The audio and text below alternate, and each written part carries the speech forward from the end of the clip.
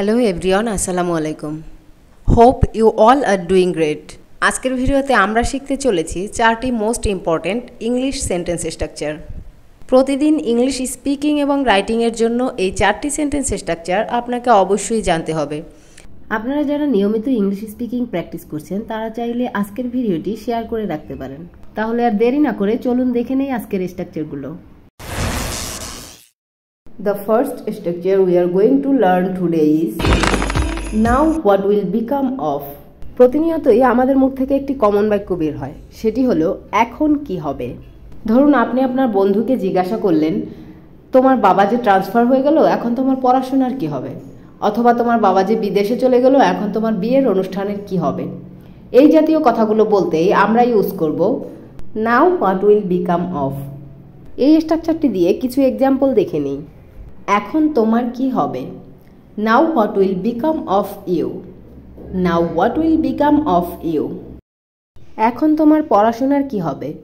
Now what will become of your study? Now what will become of your study? এখন তোমার চাকরির কি হবে? Now what will become of your job? Now what will become of your job? এখন তোমার বিয়ের অনুষ্ঠানের কি হবে? Now what will become of your marriage ceremony? Now what will become of your marriage ceremony? এবার তাহলে দ্বিতীয় স্ট্রাকচারটি দেখি। দ্বিতীয় স্ট্রাকচারে আমরা দেখতে পাচ্ছি বাউন্ড টু। কোনো কিছু করতে বাধ্য বলতে আমরা বাউন্ড টু ইউজ করতে পারি।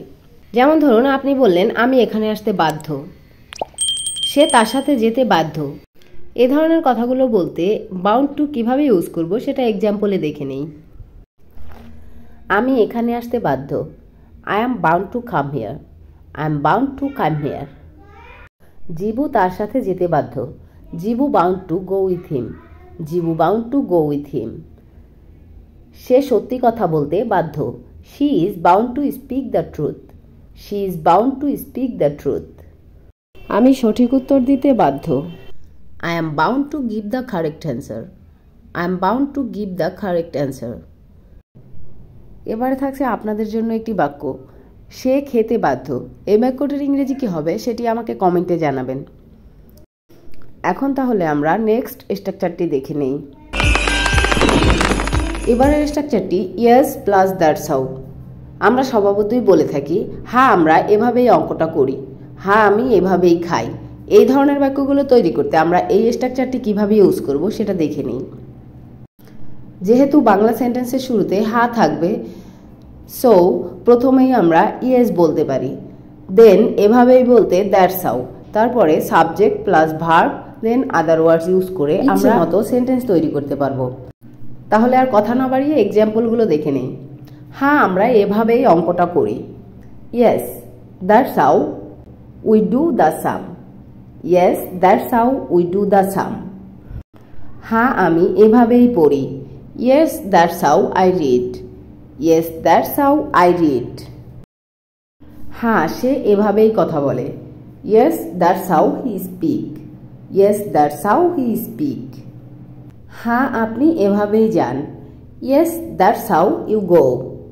Yes that's how you go. পরবর্তী স্ট্রাকচার কি আছে দেখি। Make do with. কাজ চালাতে হবে বা হয়েছিল বোঝাতে মেক ডু উইথ ব্যবহার করা হয়। আমরা যখন বলি আমাকে এই টাকাটা দিয়েই সংসার চালাতে হবে, আমাকে এই মোবাইলটা দিয়েই চালাতে হবে, এই ধরনের বাক্যগুলো আমরা মেক ডু উইথ দিয়ে তৈরি করব। তাহলে এক্সাম্পলগুলো দেখি। আমাকে ভাঙা মোবাইলটা দিয়েই কাজ চালাতে হবে, I have to make do with this broken mobile. I have to make do with this broken mobile. তার এই টাকাটা দিয়েই কাজ চালাতে হবে, he has to make do with this money. He has to make do with this money. তোমার ওই ভাঙা টেবিলটা দিয়েই কাজ চালাতে হবে, you have to make do with that broken table. You have to make do with that broken table. So everyone, আজকের 4টি স্ট্রাকচার আমরা আশা করি সবাই ভালোভাবে বুঝতে পেরেছি। I will come again with the next video, so happy learning.